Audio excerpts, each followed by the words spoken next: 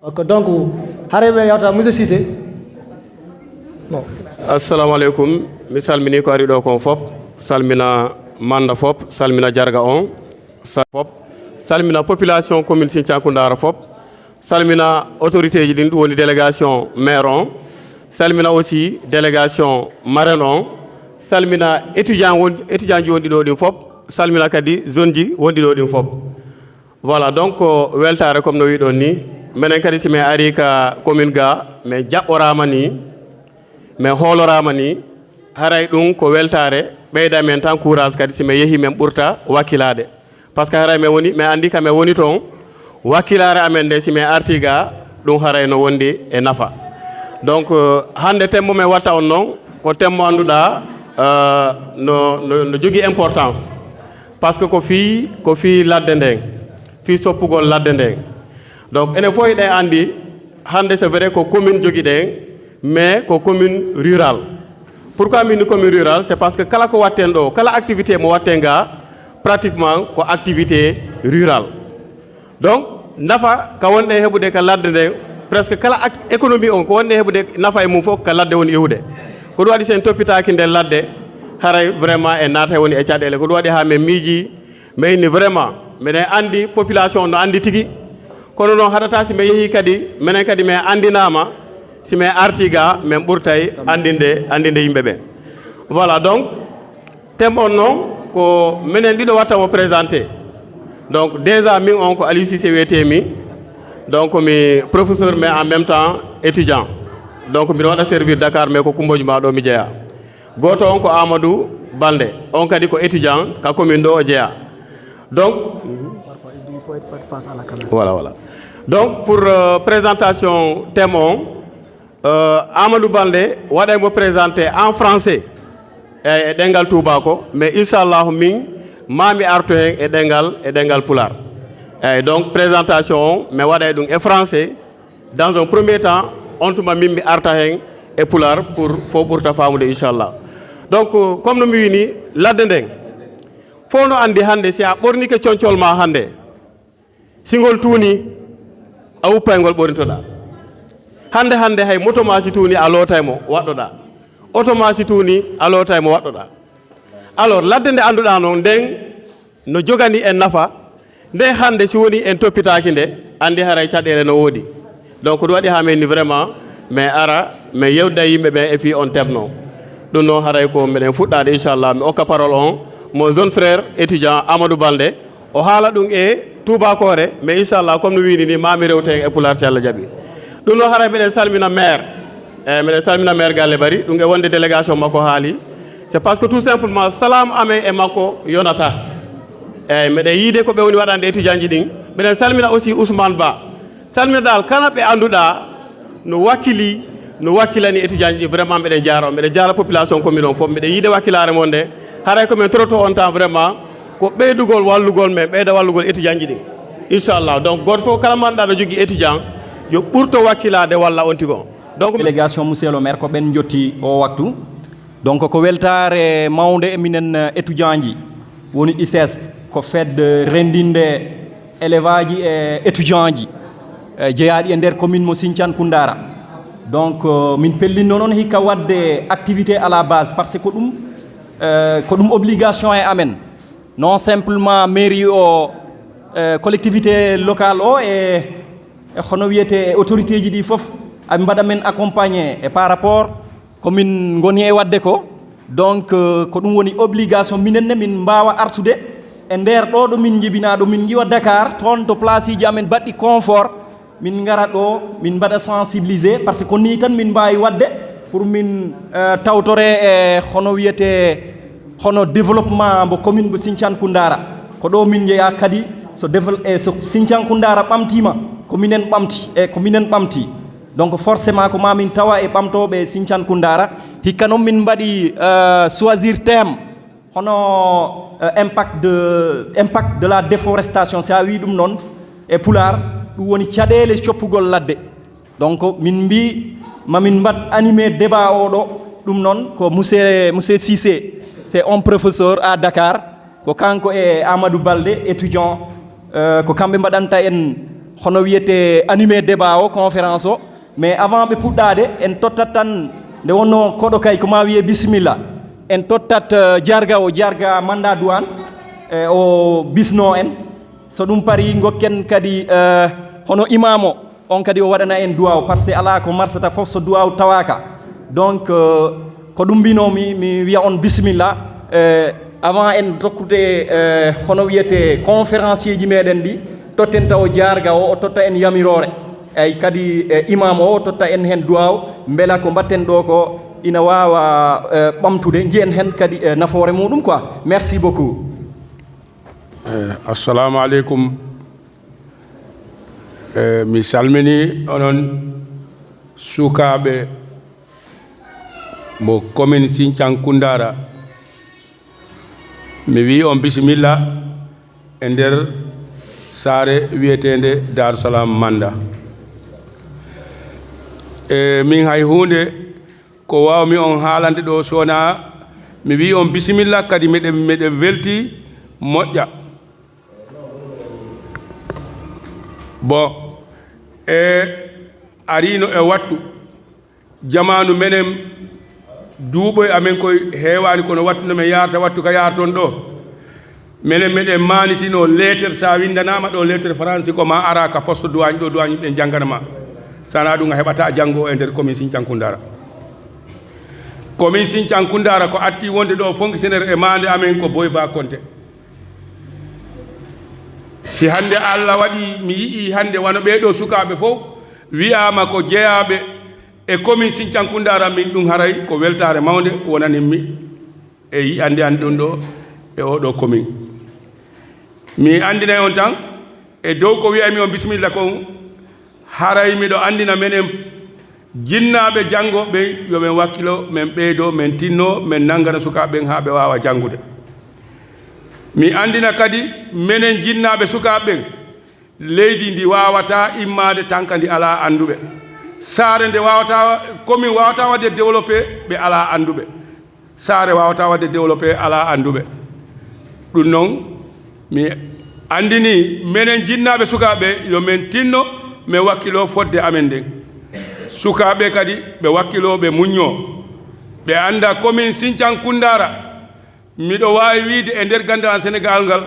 ko kam si commune Sinthiang Koundara ɓuuri joltude e gandal e nder Sénégal hande kono noon alhamdulillahi wona adede nde woni ko saddi kon ko metti kon ko daɗede nden en ɗaminike noon ɓeɗo sukaɓe fof ka immiɗo inchallahu Allah tagi hen ballal en wawata daɗede haray ko bisimilla sukaɓe ko bisimilla kala ko ari ɗo e inde commune Sinthiang Koundara fof mi wi ɗum bisimilla ala élève mum ala étudiant mum ala président groupement surtout noon ɓe andanɗa hoorema joɗaniɓe en ka commune ɗo ɗum woni maire ji commune Sinthiang Koundara kañum e compagnie maɓɓe haray ko bisimilla maɓɓe e nder sar nde wassalam en tottay haala kan e imamu kan kadi wanna en duwaw seeɗa woda ko haali assalamu aleykum wa rahmatullah taala wa barakatuh kono jarga wini hande mo yii ɗum ɗo e ɓernde makko nden weltoto nde wonno si a janngaali a jibini a jannaali a niisaali ko a janngano kon si wonaa ɗum si tawi woni a janngaali a jibini a daroto no janngira alhamdulillahi rabbil alamina en yetti Allah en yetti jinnaaɓe ɓe sukaaɓe ɗo kadi ko ɓeydugol tinnaare wakkilo no fayɓe ɓen janngira e na hebbingol haala jooni en fiɓay anniye waɗen fatiha e salatul fatiha en fuɗɗori ɗum bisimillahi rahmani rahim yen timminir alhamdulillahi rabbil alamina ko ceerno woni e du'ade enen en ammina inchallah. Assalamu aleykum chers jeunes, chers étudiants. Hande ka jooɗimi ɗo ɓernde am no hecciɗi par ce que minen min heɓani ɗum min ala ngal gandal min andi commune Sinthiang Koundara wonoyta kilo ndin si min ala ɗo kilo ndi yagal Sinthiang Koundara mi andi wonata par ce que oɗon jogui miijo moƴƴo miijo d'abord fuɗɗagol yehen halden yimɓe meɗen pour le développement de notre collectivité territoriale ɗum tan ko miijo moƴƴo ɗum kadi ko gandal watta ɗum min andi janngo si men ala ɗum wona ko woɗɗi mais marto woni mais min andi Sinthiankoundara wonta kilondi. Je vous remercie très bien. Je vous remercie très bien. On jarama on weltanama ko bisimilla moɗon mi andi onon groupe moɗon o UCS mi toriki Allah yo Allah ɓeydumo o heewa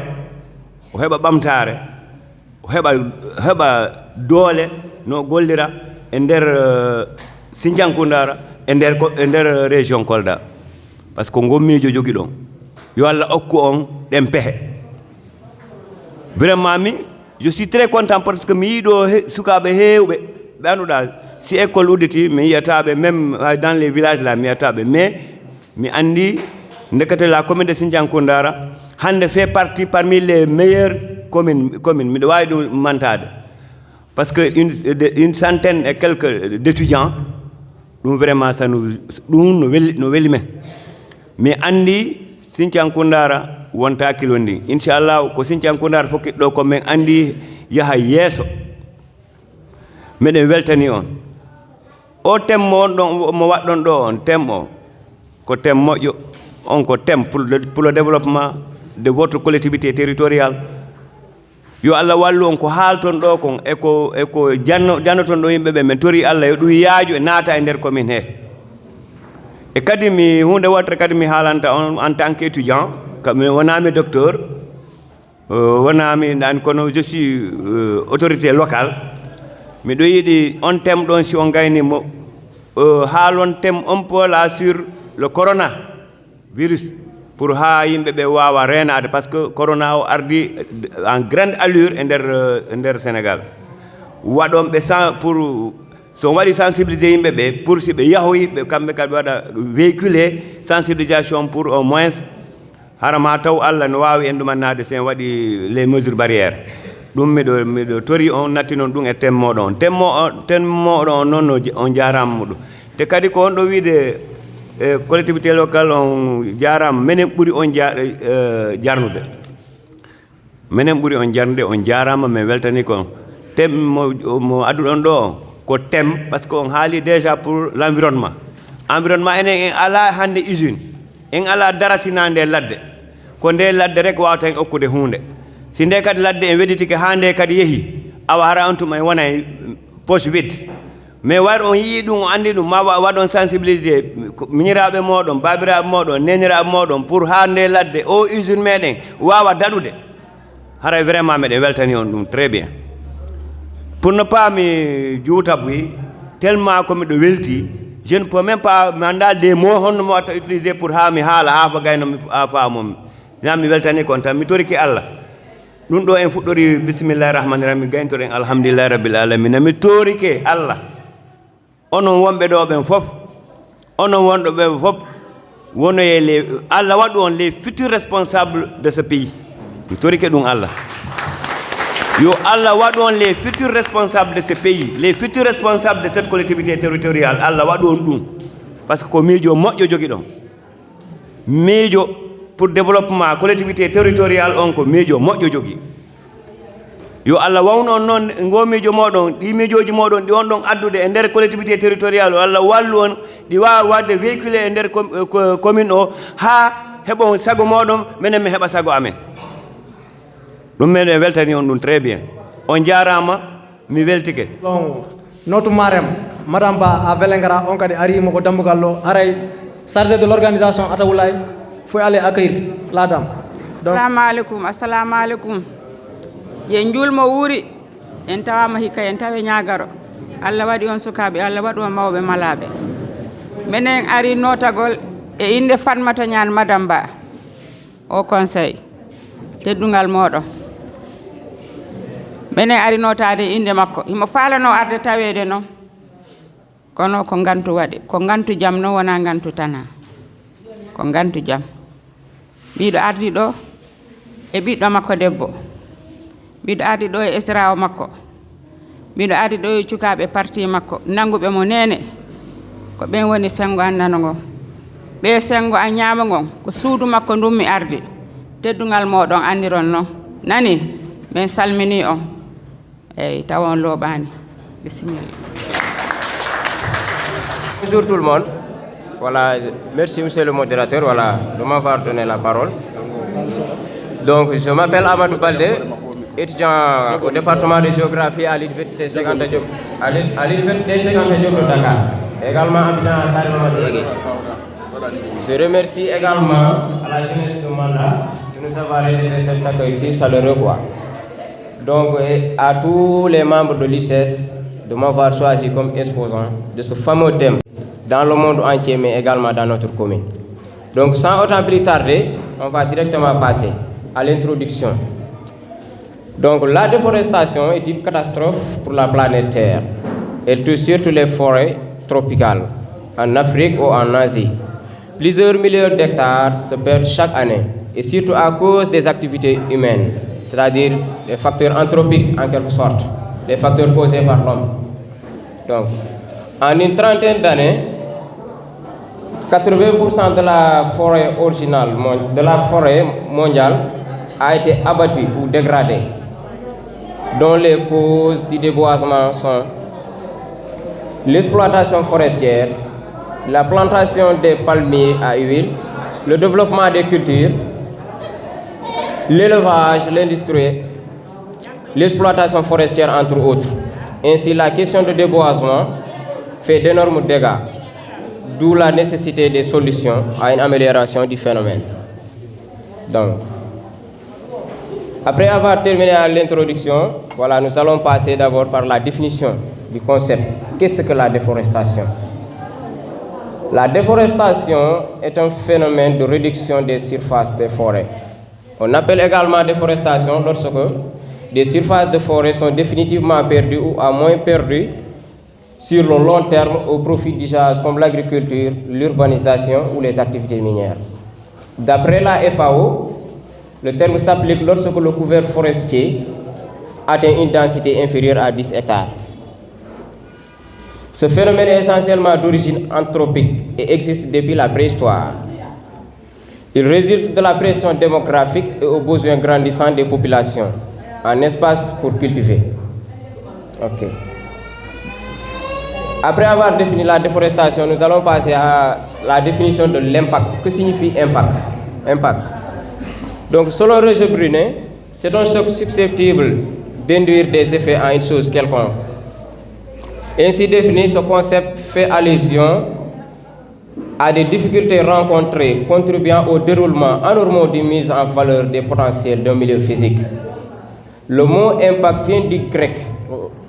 du latin autant pour moi, impactus, signifiant heurter. Du point de vue écologique, les impacts sont décrits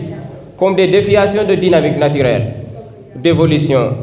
aboutissant à des modifications sur l'écosystème. Ainsi, un impact sur l'environnement peut se définir comme l'effet d'une activité humaine sur une composante environnementale. Les facteurs anthropiques et physiques sont considérés comme responsables de la modification des formations forestières, c'est-à-dire à une perturbation du système par rapport à l'état initial. Ok. Donc,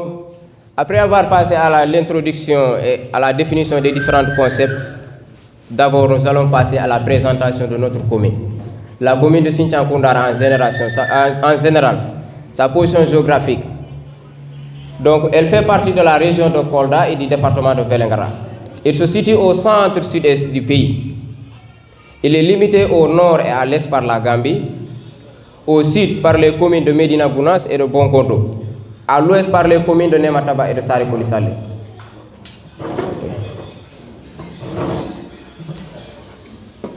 En effet, l'exploitation forestière est une menace réelle dans la zone, qui s'explique par l'ampleur des réserves de bois et de charbon, qui entraîne sans doute une diminution des ressources forestières. En plus, l'élevage qui repose sur un système extensif de transhumance exerce plus de pression sur l'environnement que le système moderne intensif. Les formations forestières de la commune sont des espaces où plusieurs acteurs entrent en compétition. En effet, il existe une multitude d'acteurs qui gravitent autour de cet espace pour des raisons diverses, mais qui trouvent un dénominateur commun, l'usage des ressources forestières. Plusieurs éléments concourent à cet état de fait. En effet, la zone d'abord polarise des villages très peuplés, un poids démographique, ce qui expose davantage le couvert végétal à une surexploitation dans le cadre de la satisfaction des besoins des populations rurales, fortement dépendantes des ressources forestières. Notons que dans la zone, les produits forestiers constituent un enjeu économique de taille. En ce sens, traditionnellement utilisés pour la satisfaction des besoins alimentaires, les ressources forestières ont acquis aujourd'hui une valeur marchande considérable et constituent une source de revenus non négligeable pour les populations. Ensuite, le fait que la zone partage une frontière avec la Gambie est à l'origine de la déforestation frauduleuse au sein de cette commune. Ainsi, leur gestion demeure un enjeu de taille du fait de la diversité des acteurs, mais aussi du fait de la dégradation continue des conditions climatiques. Les facteurs. Les forêts disparaissent à un rythme très alarmant. La déforestation est la cause majeure de la perte de la biodiversité. Par ailleurs, la déforestation ou la dégradation des forêts dans les zones tropicales primaires sont à grande valeur en termes de biodiversité et se poursuivent à un rythme soit environ de 6 millions d'hectares par année dans le monde. Dans la commune de Sinthiang-Koundara, la perte des surfaces forestières est causée par multiples facteurs d'origine anthropique et notamment naturelle. Parmi les facteurs naturels, on trouve la péjoration des conditions climatiques, la température et les périodes de longue sécheresse. Mais ce sont surtout les activités humaines ou anthropiques qui sont les responsables de la déforestation au niveau de la zone. D'après le rapport mondial sur les états des forêts publié par la FAO en 2016, près de 80% de la déforestation mondiale est causée par l'agriculture. Les 20% répartissent entre la construction d'infrastructures, routes, barrages, d'abord pour les activités minières et enfin pour l'urbanisation galopante. Dans le détail, voici quelques causes majeures de la déforestation. On peut considérer l'expansion agricole pour la principale cause de la déforestation, puisque la démographie ne cesse d'augmenter dans la zone, notamment à Sinthiang-Koundara. Il faut plus d'espace pour l'agriculture afin de pouvoir fournir les ressources alimentaires nécessaires à la survie des peuples, pour un passe-temps par les plantations céréalières que les cultures, pour nourrir les animaux d'élevage. Étant donné par exemple la déforestation est liée à l'exploitation du palme qui sert à l'alimentation industrielle et pour le carburant des voitures. L'autre principale cause de la déforestation est celle de l'extraction d'énergie fossile. En effet, avec les forages et les installations d'infrastructures visant à extraire ces énergies, les forêts sont endommagées, voire anéanties. On dénombre de nombreux cas de fuite de pétrole dans l'exploitation qui rend les sols infertiles et empêche le renouvellement des zones forestières. À cela, on peut ajouter que l'exploitation forestière, qui constitue la plus ancienne cause de la déforestation, par exemple la coupe à blanc, la coupe sélective, qui entraîne aussi de nombreux gaspillages ou prive la forêt de son équilibre naturel. Seuls 30% du bois coupé est commercialisé. Ensuite, l'urbanisation ou l'aménagement du territoire constitue pour la construction des bâtiments et le développement des infrastructures. La surexploitation ou l'exploitation illégale du bois constitue un facteur déterminant de la déforestation. Malgré les règles encadrantes, l'exploitation des forêts dans la plupart des pays, la surexploitation, surtout dans les pays, n'a pas pu être évitée. La commune a perdu presque les 4/5 de sa surface forestière depuis 2015, notamment à cause de la surexploitation illégale du bois de rose et du bois d'ébène. Le surpâturage également est une cause. Le bétail détruit la végétation et empêche sa régénération. Exemple, les bœufs. Donc nous allons passer à montrer l'activité agricole, le fondement de l'économie au sein de la commune, mais en même temps qui est un facteur de dégradation des forêts. Dans la commune, l'agriculture occupe...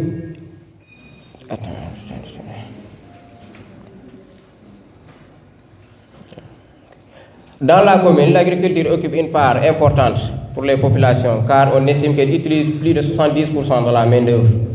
même si elle est représentée par un faible pourcentage dans la formation, dans l'économie.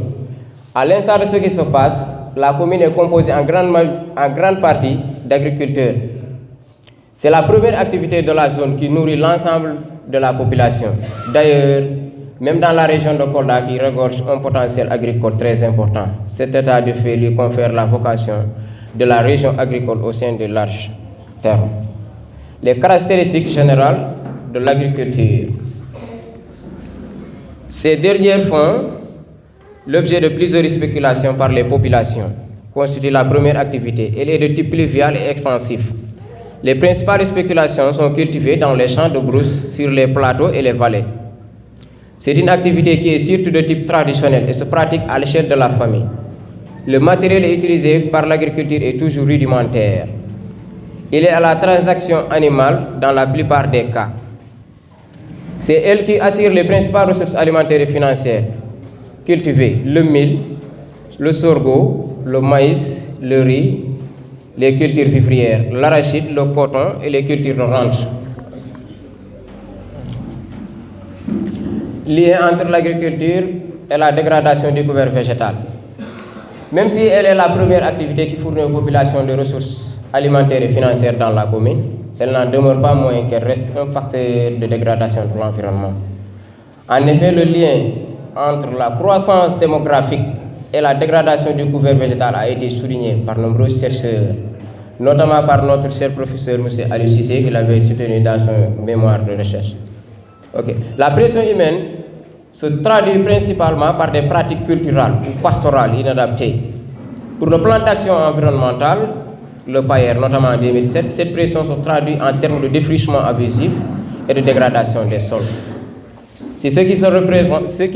qui représente une menace pour la viabilité des systèmes de production. Ainsi, dans la commune, on observe une croissance démographique galopante qui est un facteur et un problème à gérer au sein de la localité. Maintenant, après avoir terminé pour les causes, nous allons attaquer directement les impacts de la déforestation.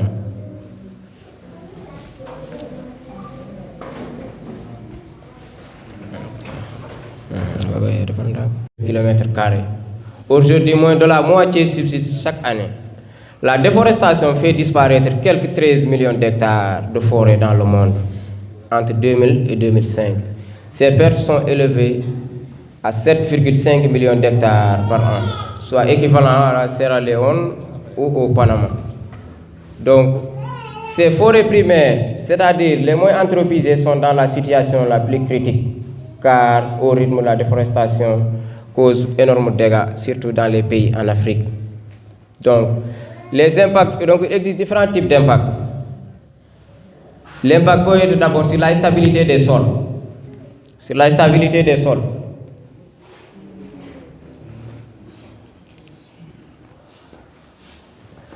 On a tendance à l'oublier, mais la plupart des forêts rendent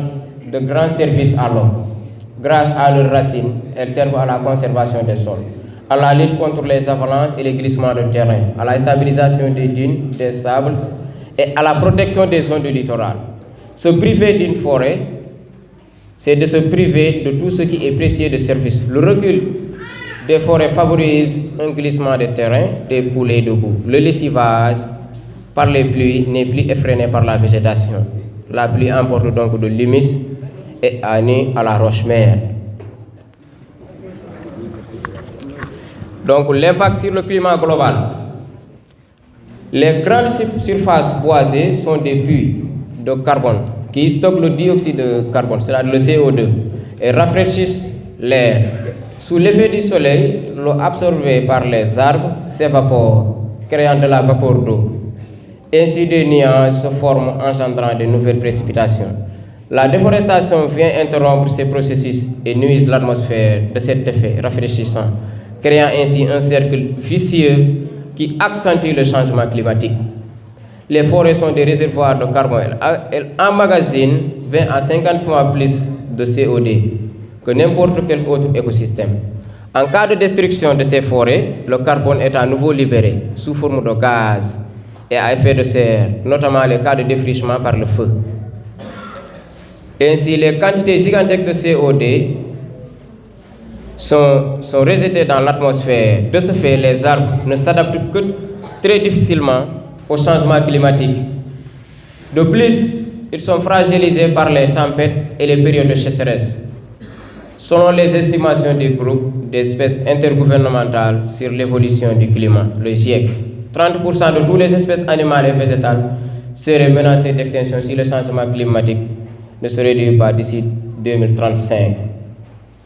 Donc il y a l'impact encore sur la biodiversité. Les forêts primaires représentent 80% de la biodiversité des terres émergées. Ces forêts sont des lieux d'habitat pour des milliers d'espèces qui ne pourraient pas survivre ailleurs. En plus de la perte et qui représente la disparition de ces espèces, les propriétés médicinales de ces plantes disparaissent avec elles. Voici quelques chiffres qui illustrent l'ampleur de la gravité d'une crise qui ne cesse d'accentuer dans chaque année. Donc la déforestation a entraîné l'extinction de plus de millions d'espèces animales et végétales, dont 5,5 millions d'insectes. Selon les estimations des experts, un quart des vertébrés et des invertébrés, les plantes et précisément, sont en danger d'extinction. Donc dans la biodiversité aujourd'hui, on note également la disparition de plusieurs espèces animales et végétales dues à la déforestation, donc ce qui va bientôt conduire à des phénomènes de désertification. L'impact sur l'érosion et la modification du climat local. La déforestation a aussi un impact sur le ruissellement. Les forêts permettent de ralentir le mouvement des eaux. La déforestation, outre l'érosion, entraîne des inondations catastrophiques, puisque l'eau de ruissellement n'est plus freinée par les flancs, voire des glissements de terrain qui ne sont plus maintenus par des racines. Le surpâturage et l'agriculture intensive détruisent le couvert végétal et l'humus qui protège les sols contre l'érosion. De plus, le déboisement prive les terres des arbres qui maintiennent le sol avec leurs racines, en permettant de retenir l'humidité. Privés de cette protection du couvert végétal, les sols nus sont aussi exposés aux vents violents, à la chaleur et aux pluies intenses. Donc vraiment mi salminono ko min non ko Ali Cissé wiyeteni comme mi wonane ni komi professionnel, je suis donc professeur, donc professeur histoire et géographie mi do janna Dakar, mais en même temps komi doctorant, donc je suis à la fois étudiant et professionnel inchallah. Donc kungoji ma do mi jeya ko do mi jibina ko do mi mawni vraiment mi do salmino ko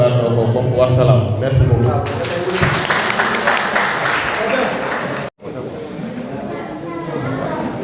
Voilà. Assalamu alaikum, mi salmini kadi ko rendido ko fof min biya on merci min beltima e inde UCS min beltima vraiment wawde modon hande arde do notade noddando amen du sabu dum be bi so neddo noddudo e notido weltima mi sikki ko noddudo buri urta weltade. Donc on teddini min machallah min jaari on et surtout e délégation ji gardi do notade min hande. Et je veux nommer la haute conseillère des collectivités territoriales Madame Ba o wawando wondude meden hande kono o wadi délégation arino do wadde représenter, mais aussi monsieur le directeur général de la filière bananière du Sénégal, je veux nommer monsieur Mamadou Sall, et quand kadi o fotino wonde do e meden kono hebi imprévu ko dum hadi o wona do. Mi salmini kadi délégation municipalité o ardi dum non ko monsieur Cissé ye inde commune o ari inde collectivité locale o be ngari do be badi présenté wu machallah min calminiɓe kadi mi salmini kadi hono chef de quartier ji mandat douane ha e imam o fof kamɓe fof autorité ji mandat douane min calmini on no feewi e wawde notade noddadu amen ndu hono noon kadi mi salmina commission d'organisation o ɗum woni commission organisation ICS o te kadi mi salmina président ji hono wiyete groupement féminin ji ɗi kamɓe fof min calminiɓe et toutes les membres de l'UCS ay ko weltare mawde e surtout jeunesse manda o ay merci wawde min jaɓɓade ɗo e manda ay on mbino kam ɗom on mbino inchallah journée o ko journée manda ma on daro ha journée o waɗa réussir gonga no français o witani vous l'aviez fait et vous l'aviez dit et vous l'avez fait merci beaucoup e inde étudiant ji e membre ji UCS min beltima min jaari on kadi ay ko hono noon kadi mbiyanmi hono délégation ji ɗi gandanta fof ngari ɗo ay inde étudiant ji ɗi mi salmini on kadi donc mi waɗa tout e seeɗa rek présenté UCS sa wi UCS noon ko union communale des élèves et étudiants mo Sinthiane Koundara ay ko structure mo gandanta hoorema waɗi réunir élève aji e étudiant ji fof ay université ji nder Sénégal kadi e école ji privé comme public ko kamɓe mbaɗi organisé oɗo structure donc si a ƴeewino en 2015 ado oɗo amical waɗede créé doyen ji amen baɗɗi oɗo créé ɓe dañino caɗele mawɗe e nder université donc je veux nommer les monsieur Cissé e kamɓe fof awe ɗo han hono Mamad monsieur Sow ex président on kadi omo ɗo e meɗen hono kadi monsieur Alpha Seydou Balde ɓen fof eɓe ɗo nde ɓe gari 2015 université Sinthiane Koundara waɗano ka représenté comme no ɗiya commune aji ni walla comme no ɗiya département ji walla région ji donc ɓe kawrino en caɗele hoɗon gandi université comme no mbowi mi wiide ni tan sa dañi bac ma yeehi université sa heɓani nannguɗo junngo wima wanni rewɗo très sincèrement ma dañ caɗele kamɓe noon nde ɓe jii ɗum ɓe mbi vraiment enen ko kawruɗen ko caloɗen miñiraɓe men ha ɓiɓɓe meɗen kawra he ɗum pourquoi pas mbaɗen organisé wu mbaɗen fondé amical tawa janggo si miñiraɓe meɗen gari machallah ɓe wodat ɗo ɓe tawi en dal comme no ɗiya région ji comme no ɗiya commune ji foof mbaɗi ni eyi he inde Sinthiane Koundara pourquoi pas mbaɗen wano on structure eyi nde ɓe pewji ɗum noon ɓe dari ha ɓe mbaɗi ɓe peŋŋi fedde nde ɗum noon he collaboration e équipe municipalité o bien sûr saabu ɗum si a wi amical mi wiyat tan ko ni wayno caali ni ko hoɗum tambi o ɗum woni doyɗe ɗe certainement ko subvention donc avec la collaboration de la mairie eyi ɓe kaldi ɓe mbaɗi ɓe peŋŋi fedde nde hannde minen ɓe jooɗiɓe ɗo miñiraɓe maɓɓe fof e ha heeɓiɓe maɓɓe certainement miɗen mbaɗa ɗum bénéficié hannde machallah ko yettore Allah mawde eyyi kono noon kadi comme no ɗiya structure ji ni tan UCS kadi no hawri e probléme ji ko ɗum jinnomi ɗo e yeeso autorité ji ɗi mi waɗa lancé oɗo appel e bange caɗele komin kawri o wattu eyyi mankata noon caɗele kay gonga ko français o wiyata ko les difficultés c'est la vie donc UCS caɗele amen puɗɗiɗe tawde mbiyanmi nde mbaɗanmi lancé wonta ɗum ko affaire local amen o local o saabu ɗum min dañino ɗi tangui ɗo min dañdi e bailleur o noon ko jeyɗo galle ɗo min loosi o eyyi min dañdino e muɗum caɗele affaire paiement bon wona probléme noon paiement wadde halis ala non wona ɗum on gandi ko kanko luy min gila UCS waɗi fondé depuis 2015 koye galle makko min goni joni noon o immi hono wiyete situation coronavirus on gandino 2019 coronavirus o ari no waɗi paralysé affaire ji fayda secteur ji ɗi fof ko ni min étudiant ji kewɗi gartino e nder commune o donc de ce fait trésorier ponnoɗo yobde o dañino caɗele seeɗa e yobde a faami ɗum artiri situation men no min mbowno yoɓirde koko tubako wiyata ko consommé payé manam a yoɓat lewru ndu ha gasa gona e galle he joni noon nde woni trésorier poɗɗo yobde o ari arti ga e commune situation corona o waɗino ɗum obligé min garti woni joni ko si lewru ndu maayi min joɓa au lieu de payé consommé min batti wadde consommé payé joni noon pa o bailleur o yiɗano ɗum o yiɗi ko min garta e situation payé consommé a faami nde ɗum waɗi nde noon o taƴanoyino min kaydi o addi kaydi ndi o wi minen jogui arriéré de paiement heureusement Allah waɗi miɗen joguino facture uji amen fof min jaltin ɗum min jewtidi e makko ha o wi d' accord sa yo taƴino ɗiɗo document ji ɗiɗo papier ji ko ɓay o yiyano responsable amical o mbimi joni noon ko min woni président o je suis le responsable de l' amical joni nde cohluɗa fof yiyam walla noddam mami ar mi noto o wi basi ala à notre grande surprise 2 mois après o addoy kadi hono ite kadi huissier de justice goɗɗo o waɗi hen frais ji en tout cas frais ji ɗo taƴiri ɗi woni ko 160 000 bulu capan tati e ɗiɗi o wi ɗi ko minen poti ɗum yobde forcément ko mamin joɓa min garta e situation payé consommé o kadi min joɓa frais ji ɗi mbimi ɗum joni ɓayto ko mamin joɓa te kadi omo ɓittina min chaque fois c'est des appels chaque fois c'est des interventions à la fini min mbi joni y a pas de souci ƴeftumi halis jommimo mois de mai et juin ɗum woni min garti e situation consommé payé mais à notre grande surprise ñanden ɓooyani tan o addino toon nervi ji o wi yoɓe ngar ɓe mbaɗa délosé étudiant ji ɗi yoɓe gondi avocat goto après nde noddumi e nde ɓen noddi kam mbimi ɓe très sincèrement wata o même toon hay bagage goto en tout cas banmi ɗum mise en garde kala ko ari toon étudiant kala ko waɗi toon e étudiant en tout cas il sera responsable devant l'histoire ko ni o yaltiri o wi kam ma waɗam traduire à la justice donc o yeehi o artani ɓooyan ɗo kadi o arti toon o hokki ultimatum jusqu'à le 26 si 26 yoni o yaltinat étudiant ji ɗi donc appel mo mbaɗanmi lancé o ko noon procédure o juuti kono komi waɗa expliqué situation no woniri ni donc appel mo mbaɗanmi lancé o ko très sincèrement ko e faati collectivité comment dirais collectivité locale o équipe de la municipalité ɓe mbaɗamin ɓe nanggana min subvention so yalti à temps min mbaɗa procédure pour ɗaɓɓude appartement goɗɗo saabu hannde ala fof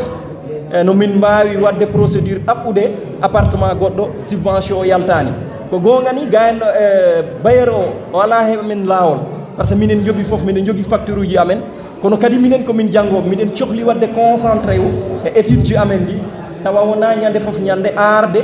yaha inoto convocation ji ɗum waɗat perturbé par ce que min des fois mi waɗa woppat cours uji am mi yaha intervention ji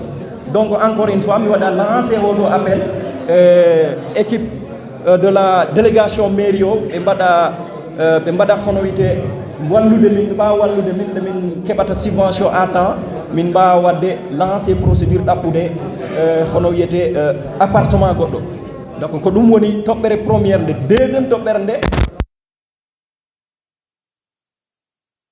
ɗaɓɓi ɓe mbaɗi procédure uji maɓɓe pour heɓde récépissé saabu waɗa andi pour association waɗe reconnaître pour somi ƴefti yeru neɗɗo pour gona nationalité leydi très sincèrement ko ma daña carte d' identité ko ɗum woni hollirde voilà ko a citoyen ndiɗo leydi ko hono noon kadi association so ala tan récépissé ko caɗele donc min mbaɗi lancé à chaque fois min déposat kono so yeehi tan ha do préfecture ɗo affaire o waɗat bloqué min keɓat papier hono reçu de dépôt kono suite heɓata dal sabu neni mi waɗi procédure ji am ɗi fof ha fayda Paris kono miɗen jiiɗi hen ballal kala ganduɗo hen woni ko feere woni ko relation ji e ko on appel mbaɗanmi lancé e autorité ji ko rendi ɗo ko fof pour ɓe mbawa min nanggande hen récépissé o ko min cohluɓe ɗum sabu ɗum no hono no ɗiya amical ji hono no ɗiya région ji mbattani hono no ɗiya département ji mbattani min jiiɗi tan minen ne ko wawde wadde noon min jaaha min kokka e dame voilà ɗum min mbawa ɗum wadde sona min keɓ récépissé o donc ko on appel kadi deuxiéme appel o mbiyan mi mbaɗanmi lancé kala autorité les bonnes volontés ɓe gandanta aɓe mbawi hen hunde ɓe daro hen pour min keɓa récépissé o ko ɗum woni deuxiéme point o troisiéme et dernier point effectivement troisiéme point o ko min cohli ko mobilisation sabu sa wi UCS wonanani ɗo neɗɗo goto UCS wonanani ɗo politicien UCS wonanani ɗo demo wonanani ɗo hay goto UCS wonani ɗo ko commune mo Sinthiane Koundara eɗen mbawi wiide ko fedde ko vitrine hono wiyete commune mo Sinthiane Koundara hande donc ko ballal fof kala neɗɗo gonɗo e nder commune mo Sinthiane Koundara woni demowo woni gaynako woni gawowo woni politicien o woni en tout cas ko mbawɗa wonde fof miɗen cohli ballal ma miɗen cohli kadi vraiment ɗoftede ko ɗum wawi wonde fof soko mbuuɗi soko ɓuɗɗi soko terrain soko jambere ko wawi wonde fof soko duwaw ɗum noon ko troisiéme appel am mo mbaɗanmi lancé e inde étudiant ji ɗi sinon mi wiya merci beaucoup à toutes nos autorités ici présents notamment à l'équipe de la municipalité conduite par M. Cissé, le premier adjoint au maire. Merci aussi aux délégués et chefs de quartier de Mandadouane. Merci à nos deux exposants et aussi à nos doyens ici présents parmi nous. Merci aussi à l'équipe de la presse Mandat TV. Encore une fois, vous avez réitéré votre engagement, surtout pour accompagner la population de la commune de Sinthiane Koundara surtout, et surtout votre engagement aussi pour le développement de Sinthiane Koundara et du Sénégal en général. Très sincèrement, au nom de tous les étudiants, je réitère les sincères remerciements à l'endroit de tout ton sacon ici présent. Vive l'ICES, vive la commune de Sinthiane Koundara, vive la jeunesse et merci beaucoup. Assalamu alaikum wa rahmatullah. Aray salmini wondo ko fop salmini autorité ji waddi do président ni hande babirabe ha e nenirabe kotirabe goreebe ha e miñirabe salmini délégation mairie arbelobe salmini wa ICS organiser be hande odo événement mo annatama ko journée de sensibilisation thème wondo hande menace e nder o monde surtout no e nder o men commune de Sinthiane Koundara wondo e nder Fuladu. Aray miɗo wowla en tant que représentant de la jeunesse de Manda wona mi woni président de la jeunesse de Manda mais jeunesse de Manda suɓila yomi ar mono représentant maɓɓe hande ɗo fi yomi yewtu seeɗa e oɗo thème waɗaɗo la déforestation de la forêt. So wino la déforestation de la forêt e wi soppugol leɗɗe ɗe woni bonnugol ladde nde wona noon soppugol leɗɗe ɗe ɗum addata déforestation. Déforestation no ara kadi e sunnugol ladde nde déforestation no ara kadi e remoɓe notamment haalama nane conférencier ji ni fof mi waɗa ɓe saluer à passage ɓe haali ɗum ɗo nane ɗum ɗo fof no adda probléme ji e nder ladde nde te si ladde nden ala rek en fofata hendu laamu ndu si ladde nden ala en heɓata ndiyam kadi ko remiren ɗum ɗon ko menace joni noon buy sikki kamɓe ko ngol ɗo laawol woni rewetegol ha jawdi ndin heɓo ko ɗayni par ce que sa heeɓi jawɗi tawi kama a wawata wurde ko regli haray ko probléme ndaare leyɗele ɗe ala leɗɗe ɗen hayso wonɗaki ndaare Fouta guleji maɓɓe ndine ko warayno haalaka sa yaari Mauritanie joni noon Sénégal ko enen mantortono Sénégal ko nde ɗo ladde men mantortono parc ñokoloko ba hande sa naati e nder oɗo parc a faalete wulude so tawi ka anduɗo nafa leggal parc o a daratoɗo haynuɗa to leggal leɗɗe wonaɗe soppeɗe jonne ɓeɗo yimɓe wonɓe arde ɗo ɗayna en sooda naɓaɗe ka maɓɓe gollira adda kadi yeytayde kadi prix ji ɓurɗi hawnade tawa enen hiɗen wawno ɗum gollirde ga leɗɗe ɗe ɗe ñawday hiɗen wawi ɗe gollirde kala ko falɗen ɗo en mahirayde e waɗirede tout pourquoi pas ƴettelde gollirede ka leydi men aɗoɗe ɗe jonnudede yimɓe ɓe annata maɓɓe naɓayde ka maɓɓe ɓe gollirade ɓe adda ɓe yeytayde ɗum noon koko dowa wattanede hila wona laawol waɗirgol tekkingol gonga wonɓe goyinta wona ɗo rewete wonen riche pour wonen riche il faut waɗen construire heɓe projet ji dantama e ko ɗin ɗo wawete yarde mum demal ngal nono ala gollal ɓurgal demal par ce que pays ɓurɗo wadde riche e nder monde on kamɓe ɓurata remude alors pourquoi pas enen ɓeɓe ala golle ɓeɓe ala janggude yeltoɗen hen ruccitoɗen ko guese men remen mi waɗa kadi appel e mairie o yoɓe ɓurtu torade état sénégal walla en sécurité par ce que sa yi hande déforestation ne heeɓi doole ɗo kamen ɗo sécurité o ino tawa e déforestation kamɓe hoore maɓɓe par ce que hande sa ƴetti 30 seret ina rondi toon leɗɗe a hawri e maɓɓe ka ɓurure ɗo a jonniɓe 500 000 walla 200 000 francs ɓe accete feƴƴa mais ɗum ko trahisugol leydi mum ndi noon ko trahisugol yimɓe mum ɓe si tawi ɗum no continue ko honno waweten dandirde hoore men joni ko enen en tant que yimɓe wonɓe conscient andine yimɓe ɓe andaɓe wondema ko woni wadde ɗo wona ko moƴƴi kamɓe kadi ɓe jaɓa heɗade fi sa fotti e gendarme walla douanier walla eaux et forêt sa jonnima mbuyni o accete feƴƴa wota waɗu ha yaaha soppa ladde nde koko dowa wattanede hila si tawi ɓe wawi en wallude e sécurité manatama en waway arrêtude ɗum ɗo immédiatement ɗum ɗon haray meɗen sohli moƴƴa minen jeunesse de Manda eɓe ɓurtu wakkilade mi encourage kadi kala élève étudiant woni ɗo on ɓeyda wakkilade fi o commune meɗon yaara yesso fi e wawa heɓude place e nder sénégal par ce que hande seɗa contude commune ji sénégal ɗo presque ananta signa Boudar Sam pourquoi pas enen kadi représente ɗen à tout moment heɓe ministre ji heɓe député ji même président de la république ɗum fof no wawi yaltude ɗo ara ɗum fof ko wallitare mawɓe men ɓe ɓe walla men ɓe jangga mairie o walla étudiant ji ɗi sutana ɓe wallum dépense wallum fop par ce que étudiant ji heɓɓe probléme Dakar ɗo ɗum dowaga iɓe duwa wallitade étudiant ji ɗi ɓe concentre e jande mabɓe nde ɓe arta ka leydi men ɗo e nder commune de Signagoundara ɓe gollana commune men o ha inchallah wawen avance de aray mi ala jottinde haala ka ko ɗum woni hadde wassalamu aleykum wa rahmatullah monsieur Alfari Keita monsieur Alfari Keita mi idoro monsieur le maire Mamadou Yero Touré ici présent et équipe makko o équipe municipale wonɓe ɗo ɓe fof conseiller municipaux ji ɗi fof mi salmini ɗum mi salmini groupement ji rewɓe wonɓe ɗo ɓen certainement wonɓe ɗo ɓen no woodi ɓe andanta hoorema ɓe représente ɗo ko groupement ji mi salmini sukaɓe Manda Douane ko rendi ɗo woɓe e inde ASC woni ko ardi ɗo mi salmini miɗo ardi e yimɓe ɗiɗo Mamadou Salif Sall e Djibi Diallo ɗo salmina neɗɗo am gorege on Danso e Kindi Diallo ko woni ɗo kon fof miɗo anndi inde mum kono si mi wi mi rewa e inde goo mi salmina ɗum vraiment affaire o duutani miɗo ñaagi fo yaafuye miɗo torani jama on kadi e nde juldere yawtude ɗo tabaski o yo Allah waɗan en jam layyaji ittaɗi ɗin fof yo Allah ubbe en bataji mayde miɗo salmina doyen ji ICS monsieur Aliou Cissé mi wiyaɓe doyen ICS parce que ko kamɓe heɓi initiative waɗugol monté o structure ɗo kamɓe e Balaso en e Alpha Seydou Balde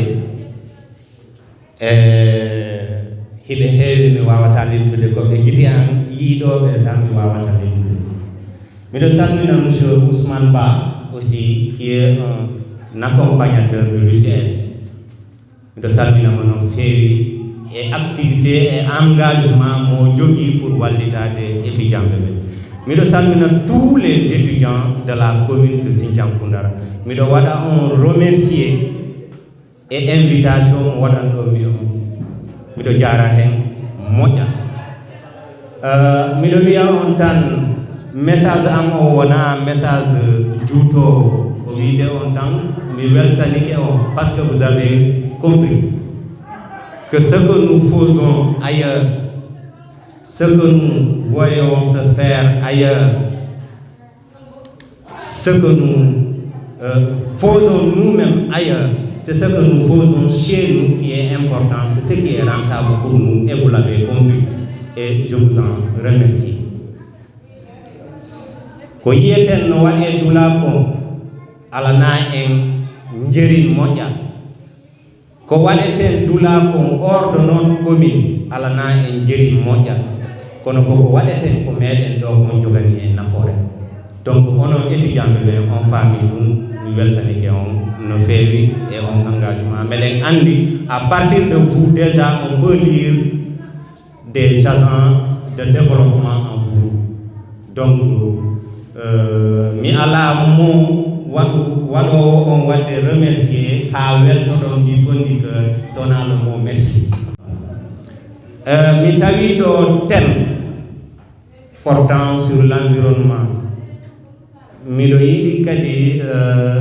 wadde se prononcer seeɗa min ɗuuɗa hen gandal kono noon meɗen andi tan hunde wotere leydi si waɗay se développer si ɓantoto forcé c'est à partir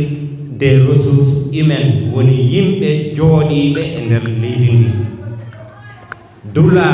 si ɓantoto c'est à partir des ressources naturelles woni ngaluuji ɗi jogiɗen e leydi ndi.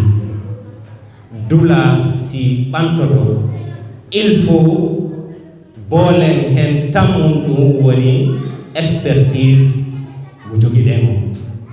Allah faabike en yimɓe no woodi, Allah faabike en expertise no arde no woodi,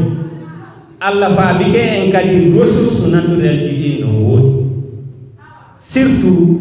sengo nde ladde nde jogiɗen ko nde woni valeur meɗen o hande e nder commune Sinthiane Dara o. Ladde nden ko jogani en e commune on kon en fo eɗen andi no jogima. Kono noon anden hunde wotere mawɓe men ɓaawo ko e nde ladde wuuri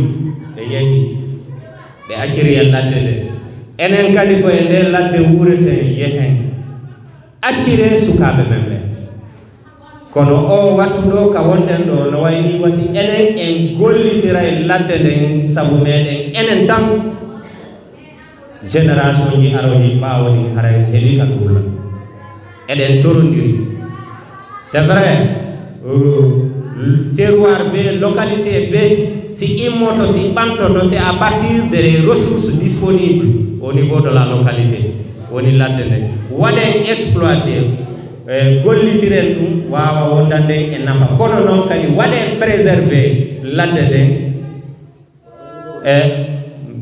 maranen nde génération ji aroɗi ɗi.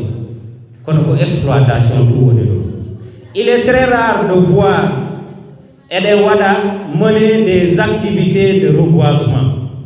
Wiyaɓe ɗum fof si ɗum nodditama avec les services des eaux et forêts ɓe tawata ton ɓen ɗuuɗata ko seeɗa ɓe tawata. Kono hande sa naati e nder ladde si a fotti e sareteji a konta e ɓuri sareti temedere. Ressources ji men ɗin e ƴetti ɗum inen waɗa enrichir leydi wondi ko ɗuɗana en nafa. Eɗen torondiri enen fof watte yila e ladde nde. Le ressource koko watte préservé par ce que on yii hande aduna on no fewdori no yimɓe ɓe no heewi no ɓuri ngalu o ressource ji ɗi joni fayda ɗuuɗa. Si tawi en gérani ressource ji ɗi no hannirno tan moƴƴata.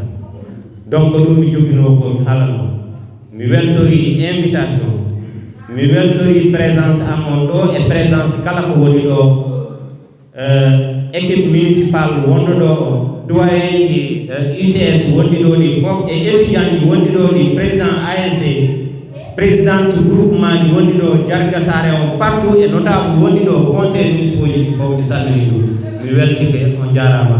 Et pour vous dire rek nous on est prêts avec le peu que nous disposons, le peu que nous avons, à vous accompagner. Et on ne cessera jamais de vous accompagner. Vous êtes nos frères. Ko onon kadi woni yakare amen jango ande ɗum. Hay si tawi toujours e yewtata ande ko onon me yakitori jango. Sénégal fof menen kadi ko onon me yakitori. On jarama no weltima. Merci. En kawtere nde ñalata. Avant tout d'abord miɗo jaari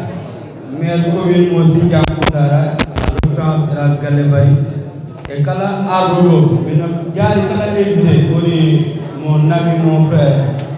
donc wiɗum sa nani kanko aw alpha haali de passage ko gorejan ko menen fijiri wadde fof ko gonga o haali goɗɗi ɗi jarade tan o worko menen wadde seeyi sunnidina boggi suudu wotum ha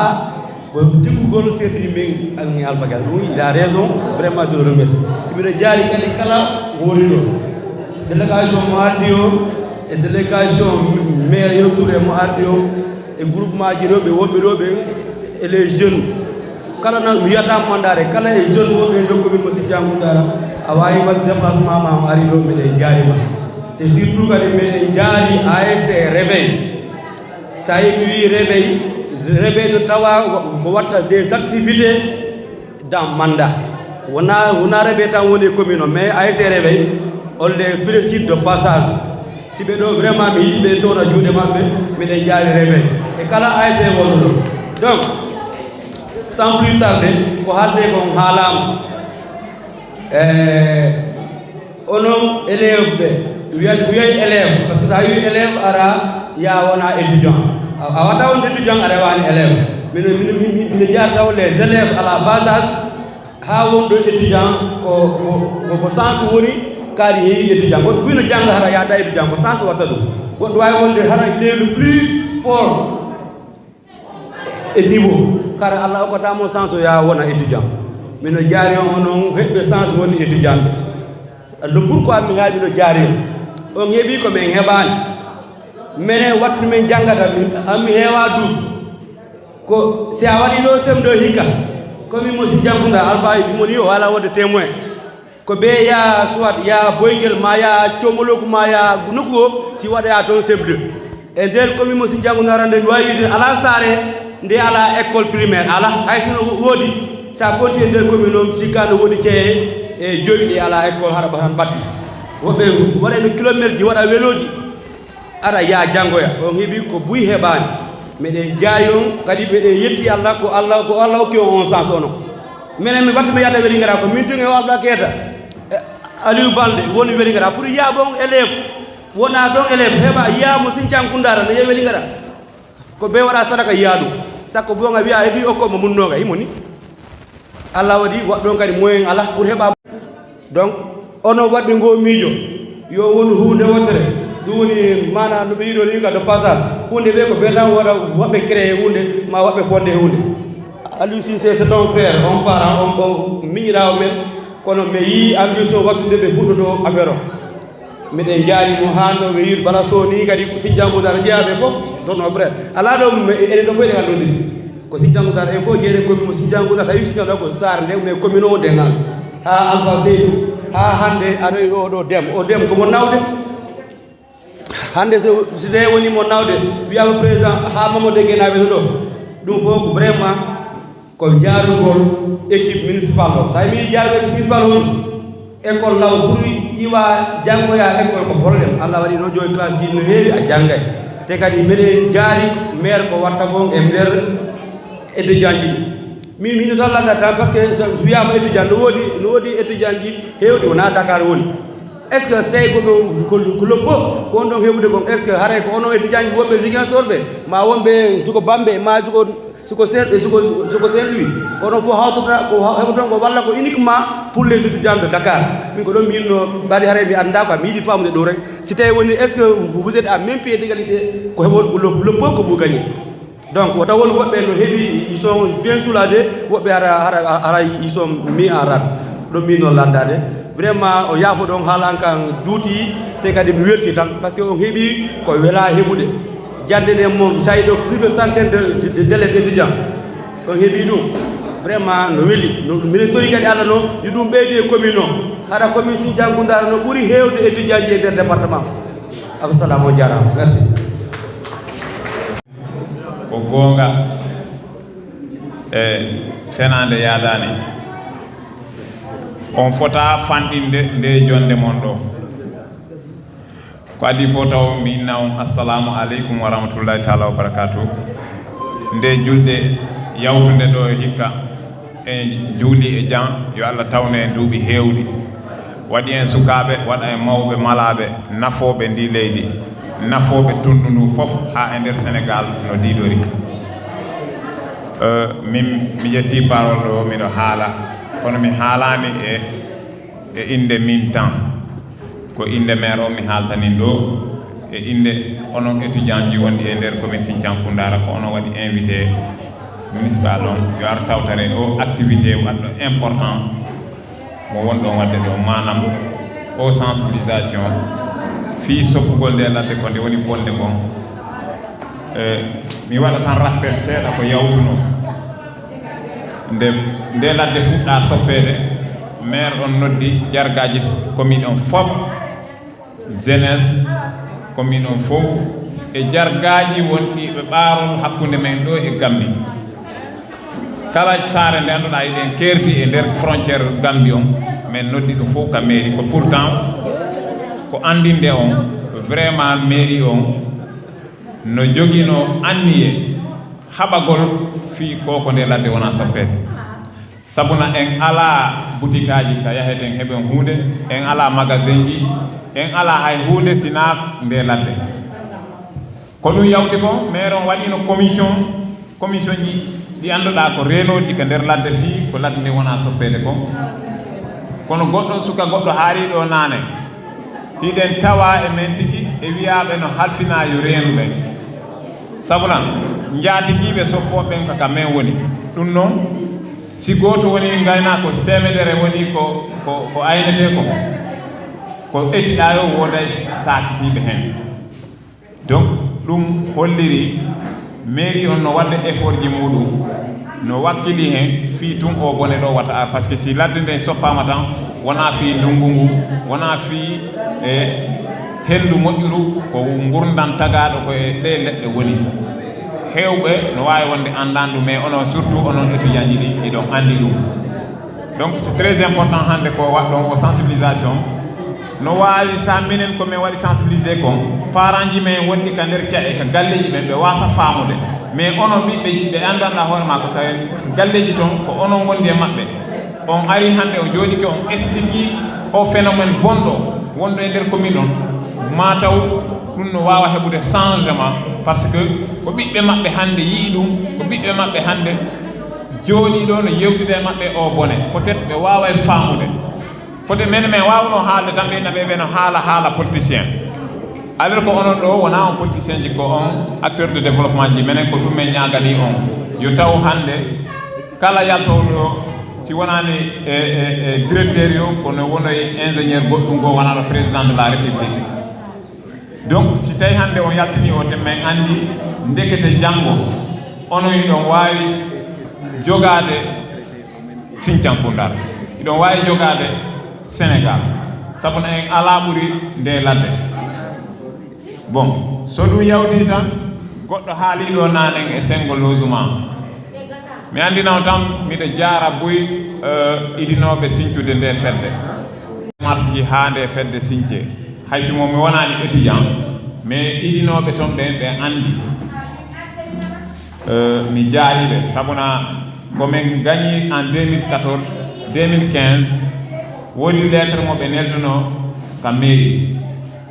maire on wi il faut ko waɗon fedde mais wawa on wallude par ce que gouvernement on no waɗi droit ji a wawata immade tan aɗa yaltina kalis taw ala ka fawɗa ɗum donc ko ɗum adduno ha ɓen ɓe immi ɓe waɗi nde fedde moɗon hande nde dossier ji ɗi waɗa constitué ha gasi ko fota landede kon fota fewnede kon fewna miɗo tawa e waɗuɓe moyen ji ha ɗum yeehi déposa au niveau de la préfecture miɗo tawa kadi ha e walluɓe ɓe pour ɓe wawi waɗede enquête au niveau de la gendarmerie ha joni noon no woni ko heddi e sengo kaydi monde mi andi noon ɗum ono jooɗiɓe ɗo ɓe fof no woodi ko heddi e sengo kaydi monde onon ɗon andi miɗo andi donc ɗum minen komin wawi puusude komin puusi on ha koɓe innata kon ko wawɗa e ƴettude palade ndi nakkandi ko kartawal kasa kasan ko kayri andide donc il faut ko nango hen ha heɓon récépissé mon ko jungo mum haysi wona minen mairie on partenaire moɗon o par ce que ko partenariat wonduɗen wona obligation hewɓene sikka ɗum ko forcé hiɗon wawi ƴettirde ndin kaydi kadi heɓiroyon e tuɗa goɗɗo goɗɗum e goɗɗum donc très important ko hande udar ɗon ha kayit ɗi jogoɗon ndi ko junngo mum sa daari gila sosuɗon kayit ɗi depuis 2015 ha addandema hande ɗo on hendakimo ha joni récépissé ko reçu on ha joni jogui ɗum on foti yawtude ɗum ɗon ko fawti hen mi nani sengolosuma o andon tan hari ko seeɗa seeɗa aduna ko noon premiére ko min wanno ko ono fof ɗon andi ko jelu mairie on ittayno waɗa appui sengo étudiant ji ɗi donc andi ɗum meɗen andi rowani ɓeydike seeɗa so Allah jaɓi kadi ma ɓeydo ko arata ɗo ko maire on o commune on fof si a jaɓi ma sa salike kono commune on fof no andi ko o partenaire fi jande no andi ko neɗɗo yiɗɗo fi jande ko tawnoɗo école ji kon ɓurani école ji tati mais hande caɗeɗe andanɗa hoore ma ɓurɗe fandude e commune o fof no jogui école ji ko ɗum hebbini enen ɓe wonɓe jooɗiɓe ɗo fof par ce que no woodi no andanɗa hoore ma caɗeɗe andanɗa hoore ma no jogui cukalel jogui koye expérience jogui koye ngaandi muɗum ndi no weeli ha kono école on ka woni ɗo no yaha heede kilométre aji jeetati wata yaade janggone donc ɓen fof ko ni perdiri aneji yawtude ɗi en perdi ɓe andanɗa hoore ma Allah hokkunoɓe welde hakkille wawde jogade leydi ndi kono ɓe wawani janggude mais hande so daari e nder caɗeɗen ɗo no fandi ka anduɗa école ala meɗen ñaagonon Allah o wawata en tawrude 2022 ɗo e budget 2022 on waɗede tawa men wawi heɓude ɗo lycée hara men wawi heɓude ɗo lycée sabu tan minen wona onon tan men ayni sa daari école élémentaire ça fait 3 ans 5 ans presque mi wawi wiide no fandi baba élève wiyoɗoma mi itti mi soodi fourniture école ɗum heewa dans les écoles élémentaires lando ɗon parent ji ɗi hewɓe chaque année komin fuɗɗorno ko 5 millions joni meɗe yaha 6 millions 7 millions école élémentaire musidɓe ɓen tigi no woodi ko andanɗa hoore ma document ji maɓɓe ɗi ɓe liggorta no tawa e on programme hiɓe andi pour vous dire que mairie o woni premier partenaire nde jande inchallah kadi o budget aroɗo ɗo e sengo jande nde ma waɗe ɓeyde hara on heɓata caɗele par ce que minen andi woɓɓe no Saint Louis woɓɓe no Ziguinchor woɓɓe no Dakar forcément ɓeɗo fof ko ɓe heɓa e sengo ko hokkete ɗon ko meɗen andi ɗum no fanɗi ha sabuna sa sendi ɗum laabi tati wawata jogade appartement Dakar sa yoɓay ɗum a yoɓay 150 000 par mois ou 200 000 par mois par ce que min mi woni toon mi andi toon ɗum noon ande tan komin Sinthiane Koundara hay hunde en renta sina nde ladde mene meɗen jaari on komin ɓurta heɓude ressource seeɗa sah ko ladde nde so hande son addani men on tem on ko ni way wasi on ɗowti men e ko min watta ko on ɗowti hoore mo e ko wona ɗon jonnede ko sabuna ko onon e enen fof min woni ligganade wona hoore amen tan sabuna siko hoore amen tan min waɗa ko comme commune ji goɗɗi ɗi si on haali men fanka si min ƴetti wono 500 000 min jonni on wiyata wiide men o korani on min men darta ɗum ko miñiraɓe amen kotiraɓe amen sukaɓe amen badiraɓe amen dendiraɓe amen woni toon komin ñagoto Allah yo taw haray ɗon ɓuuri tawa ko wiyete Sinthiane Koundara ne jogui 200 et quelques étudiants ɓe andanɗa hoore ma kadi ko ɓe jogui niveau ɓuraɗo yiɗede e nder Sénégal foof ko rewɓe ɓe woni mi yiyani ɗo mi haalana babaji minen babaji élève ji ko wonta ga kon e neneji amen wonɓe ɗo ɓe yoɓe acci sukaɓe rewɓe ɓe jangine yoɓe acci sukaɓe rewɓe ɓe janga sabuna so daari Sénégal hikka élève wonnoɗo mawɗo élève ji ɗi fof ɓurnoɗo gagnade o fof ko debbo wonno rowani en 2020 mi sikki wonno ɗum holliri gorko ko wawi wonde ɗon e sengo jande debbo no wawi wonde ɗon ɗum noon mi jaari o so Allah jagi meɗen ñaago fi lycée on meɗen gerde hen kono mi haalno tu hunde wotere waɗino hen ko waɗi ɓuri en wadde empêché lycée on ha joni wodi bononda première CM mo heɓuno ɗe on wodi bononda molnaɗo waɗanoɗo ɗon ɗum ha joni andira musidɓe windi hunde oɗo yahay oɗo ara oɗo yahay oɗo ara oɗo yahay oɗo ara ko ɗum puusi men ha menen tigi men waɗi créé CM kadi ɓeydi wumɓe Vélingara ari ɗo mi jaari kala arɗo par ce que hande journée mo waɗɗo min mi wawi wiide ko journée Sénégal fof waɗɗo sabuna ɗum no e hoore Macky Sall o probléme déforestation no hoore Macky Sall no e hoore pays mo andanɗa hoorema leɗɗe ɗen ko toon woni yaade ɗum woni pays mo kerduɗen on Gambie leɗɗe men hewde ko toon woni yaade donc ɗum koko ɓittini men so daari ñanden tan woodi suka men yo Allah yurme yaafo woodi mayɗo hen mi woodi sukaɓe men ɓe andanɗa hoorema ɗe leɗɗe woosini ɗum mi woodi sukaɓe men andanɗa hoorema ɗe leɗɗe bonni guite maɓɓe ko bone molanaɗo woni ɗo mi jaari on noon e inde Michel Maire mi jaari on e inde CICES mi innam tan wakkile no jogodirɗon fof taw jogodir fi amen de kono jogodire fi Sinthiankundara no yaara yesso ko ɗum mi wi noon min jaara on e inde Michel Maire e inde population komin Sinthiankundara vraiment monsieur Ousmane Ba mi anda homɓe wonama hande vraiment ɗum ɗo fiɗo wolle ko ɓe haalaɓe fammi vraiment keɗanemo waɗa kaso o diplôme wala ɗon diplôme o monsieur Ousmane Ba encouragement félicitations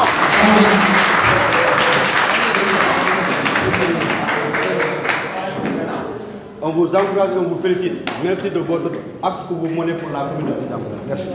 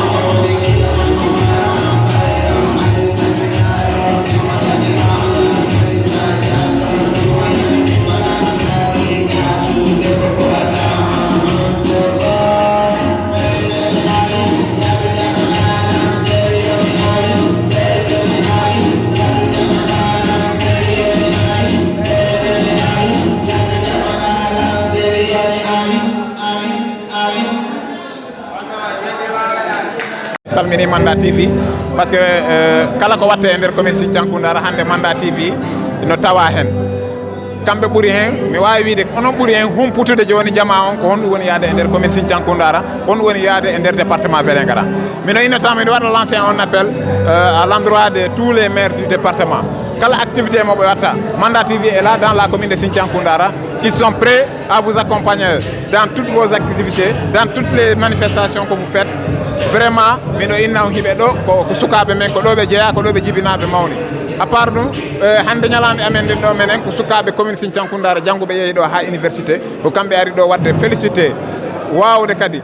expliquede ko nde ladde wona bonnede kon dans le département de Vélingara ha ɓuuri tentude e nder commune Sinthiankundara ko ɗum wonno dalilu hande ko men ari ɗo on jarama mi salmini on. Déjà en 2015, nous avons eu l'occasion de créer l'UCS dans le seul but de venir satisfaction à l'ensemble des étudiants. Parce que tout simplement, le constat était généralisé que la vie étudiantine était un tout petit peu compliquée à Dakar. Donc il fallait mettre en place une structure qui allait prendre en charge l'ensemble des besoins des étudiants, même si ce n'est pas l'ensemble des besoins, mais justement assurer quand même l'hébergement des étudiants. Et par la grâce de Dieu, nous avions parvenu à mettre en place cette grande union qui est l'UCS. Et aujourd'hui, avec la participation de la mairie et des bonnes volontés, nous parvenons à gérer les structures et avec ce qu'on appelle l'alternative générationnelle qui est chaque fois présente également.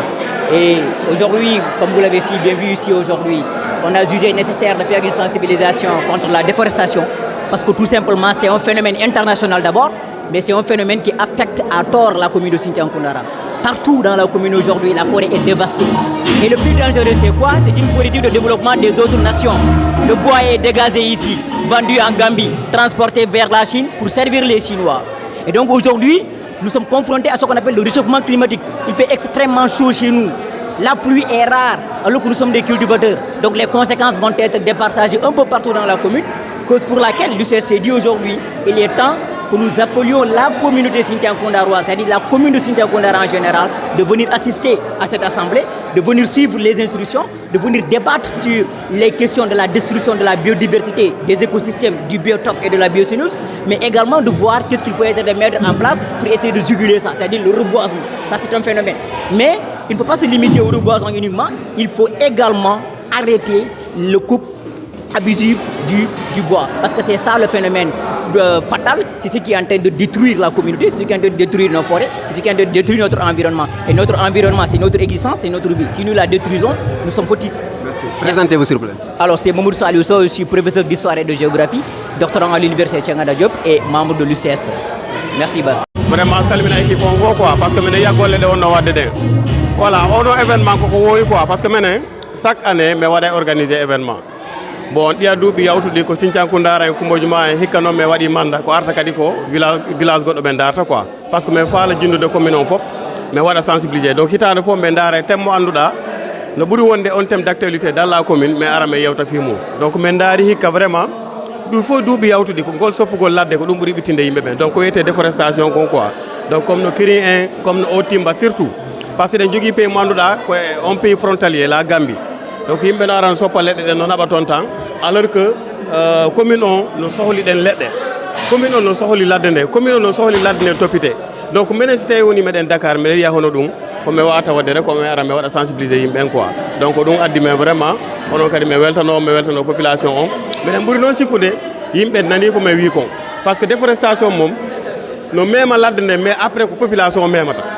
dans un premier temps ko ladde nden tampinta mais si aroyi après ko population tampina donc yimɓe wattanere he yila vraiment watta toppitade ladde nden quoi donc encore une fois miɗo waɗa on remercier miɗo jaara moƴƴa miɗo jaara hetto paama vraiment miɗo waɗa on encouragé yo Allah nawra télé o yeeso nawra golle ɗe yeeso miɗo weltani on moƴƴa merci waɗe se présenté ok min ko Aliou Cissé mbiyete bon ko Kumbojuma jeeyami ko ɗon mi jibina ko ɗon mi mawni ni komi professeur histoire géographie miɗo Dakar miɗo jangguina toon e CM mo wiyata ko CM Manguier mais en même temps je suis doctorant quoi donc comme étudiant en même temps professionnel quoi voilà wassalam merci beaucoup. Assalamu alaikum wa rahmatullah. Bonjour tout le monde. Je m'appelle Ibrahima Diallo et je suis étudiant à Dakar. Je suis le chargé de relations extérieures de l'amicale. Vraiment c'est une fierté pour nous. Un grand plaisir même d'avoir répondu à cet appel. Parce que sans le savoir, vous savez tous qu'aujourd'hui nous sommes frappés par cette fléau de déforestation. Et là, c'est quelque chose qui, nous-mêmes, population, nous jeunes, nous devons se battre. Et là, si le mandat a compris cela, la commune de Sindian-Koundara l'a compris, c'est une fierté. Et là, je vais saluer d'abord ces médias-là, parce qu'elle fait partie parmi les plus suivis, parmi l'UTIP. Merci à PDG et Topama, qui est un homme modeste, simple et très gentil, qui courtois et qui conseille avec tout le monde. Sans autant aussi terminer, je ne terminerai pas sans autant remercier Madame la Haute Conseillère des collectivités territoriales, qui nous soutient nuit et jour. Il ne suffit qu'un message, elle nous soutient. Elle nous soutient. Et à la mairie aussi. Un grand merci à eux aussi. Et vraiment, merci Topama, merci Bassir. Vraiment, je suis content d'être là avec les étudiants. Donc, nous, wakilare wali yalla nawrambe dum do e so quoi. Donc, hande ko lycée de Foudori be der université. Donc, mi andi koy hewde do mi tori Allah yalla wadi be ministre ji, président ji, député ji pour jango nafa men quoi. Donc, sur thème be haldon vraiment ko thème important, surtout la déforestation. C'est le fait de couper les arbres. Donc, mi yalla etudundo e sukabe. Donc, faut ça y wadi ko projet ji di manki. Golle woni ala sa mi be nadi ko ladde. Ko basangal kadi heewi. Sa mi men soppa ladde no wada kiri. Mais vraiment activité mabbe weli. Donc, je voudrais remercier beaucoup. Je suis là avec le nom de l'ASC Kaural de Sindian-Koundara. Et merci à Amadia Basirou. Merci. Voilà, mi salmini tawo ko wonɗo ko fof mi salmini surtout Manda TV. Comme no mbinomi on ñanni tan c'est la scène leader. Han kadi on mbaɗi réitéré engagement moɗon o et vis-à-vis de la population de Sindian-Koundara et du Sénégal en particulier et en général autant pour moi. Sabu sa ƴeewi hande liggéey ko Manda TV woni e wadde nder commune mo Sindian-Koundara o c'est à féliciter quoi. Parce que hande sa woni Dakar aɗa wawi yiide toutes les informations ɗi gandanta heeɓi ɗo e Fuladu ɗo e Casamance, mais aussi particulièrement ɗo e commune mo Sindian-Koundara. Vraiment c'est à saluer. Donc mi salmina, c'est le PDG hein, monsieur Mamadou Dia hetto Pama, et vous monsieur Bassir Balde, son assistant, son brillant assistant surtout. Vous encore frères et amis quoi, on se connaît beaucoup vraiment. Ko hunde nde gandanta hoorema ko c'est à saluer quoi. Way Manda TV ko scène mo gandanta elle est là pour la population de Sindian-Koundara. Tout récemment a yehino nawde a waɗi no descendre sur le terrain pour mon président. Oui. Vous étiez a woni no nawde quoi pour wadde couvrir hono ite iidi o. Donc c'est à saluer quoi, très sincèrement. Mi a on longue vie.